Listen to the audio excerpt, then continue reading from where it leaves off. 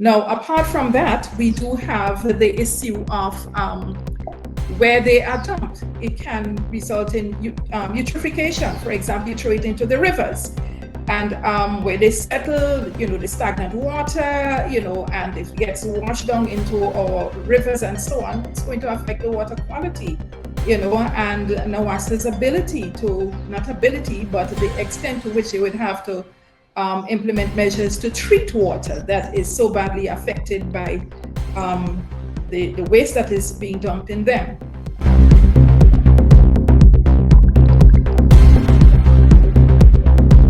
Okay, so if you look at your map, for example, in the St. David's area, 1, 2, 4, 9.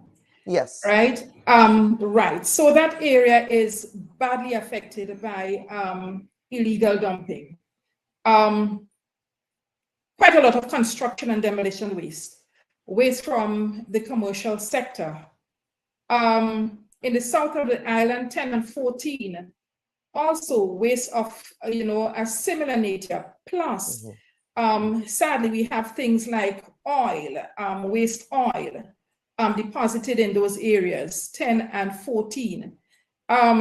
Towards the central part of Grenada, the closure area, Belvedere area, we do have a lot of construction waste. We have tires and you name it in these locations. But I can tell you that they are popping up at various locations. And these are those sites identified, the 29.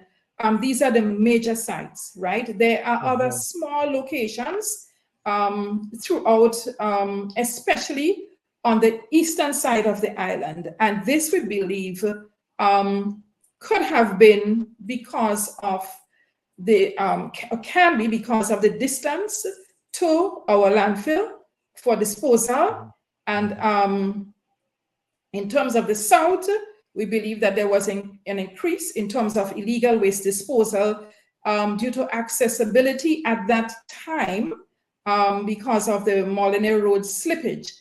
But I can tell you that if I look at our waste characterization study and our waste stream for the past 2 years, 2022, we had approximately 40,221 tons of waste coming in on the landfill. And then when we looked at 2023, we had approximately 62,556, as well as we observed that there was an increase in terms of the numbers of trucks accessing the landfill. And we believe this could have been because the landfill is now easily accessed when the Monkuma Road was open.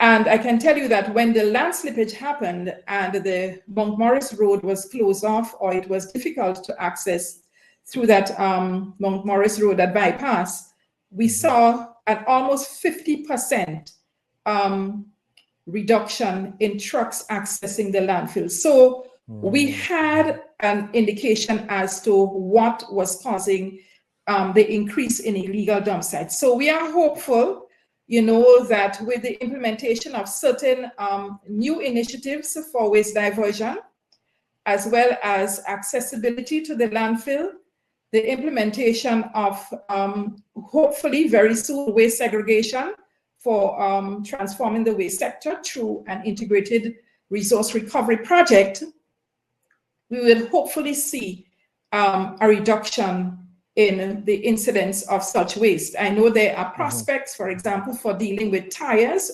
Persons are interested in developing businesses out of tire shredding and exporting, etc. We plan to establish green sites, and these are for the land clearance, those who are doing, you're clearing your lands, you're going to be doing construction and so on. So that type of waste would be diverted to those rather than, as well as the coconut shells and so on, that we've been having quite a problem with. Now, for example, you go to, people may think, okay, it's coconut shells, it's organic, you can just drop it like that into the environment. But sometimes when you look at where it's being thrown, right, you can contribute to the public health issues. They're whole shell still, they would contain the water and cause the breeding of mosquitoes. We are being told to prepare for issues of dengue in our region shortly, put measures in place. Now, apart from that, we do have the issue of where they are dumped. It can result in eutrophication. For example, you throw it into the rivers. And where they settle, the stagnant water, and if it gets washed down into our rivers and so on, it's going to affect the water quality, and NAWASA's ability to, not ability, but the extent to which they would have to implement measures to treat water that is so badly affected by the waste that is being dumped in them. So we are hoping that by the implementation of these measures, and of course, stepping up our vigilance in terms of remote monitoring, that we would be able to set some examples. We don't want to do that, but we would have to get the message across so as to serve as a deterrent to such illegal operations. And of course, operate open avenues for persons to not just have to take your waste to the landfill, but to sites where it can be processed and you can get value out of waste. And we have quite a lot of value in the waste that we're sending to the landfill now. And of course, divert waste from such illegal operations. Now, I mentioned the oil. Oil is a huge challenge for us. And we are working along currently with the representative from NAWASA, the fire service, etc., to address some deposits in the south of the island that we believe can have some really negative implications on the borehole systems if they're not urgently addressed. So we're moving ahead quickly with this. We had some site visits and we are hoping that we would come to some conclusions. We had the Environmental Protection Officer visit with us also from the Ministry of Climate Resilience, Renewable Energy and the Environment, and of course from the major players, Ministry of Health, etc., so that we come up with one common solution to that problem. The other illegal dump sites we have been identifying, we have been getting them cleaned up with some volunteer actions by those who have been caught in the act. These we have not publicized the names, etc. But we believe that through initiatives like these, this forum, people would understand that it would not be business as usual, that we would not sit back and allow such actions to continue to adversely affect the environment and just say, look, you are responsible, come clean it up. It's going to be a different story. Very well. Why are you not publishing the names?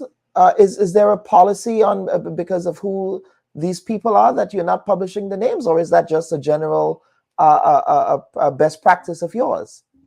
I think my last words were, it's going to be a different story.